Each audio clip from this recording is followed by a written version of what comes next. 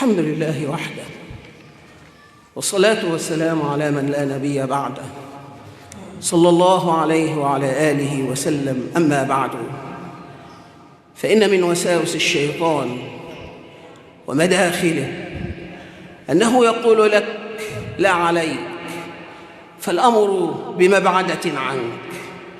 يفسد الشباب وتقول ولدي صالح، وتفسد النساء وتقول امرأتي صالحة، ويفسد العمال والموظفون وتقول أنا عن هذا بمبعدة.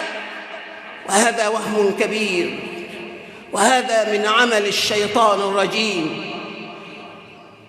فقد أخرج البخاري ومسلم في صحيحيهما عن زينب بنت جحش رضي الله عنه قالت: يا رسول الله، أنهلك وفينا الصالحون؟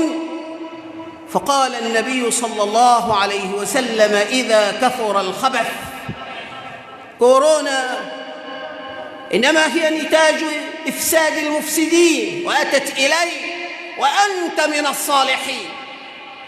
واتقوا فتنة لا تصيبن الذين ظلموا منكم خاصة، واعلموا أن الله شديد العقاب. الله رب العالمين يمهل ولا يهمل.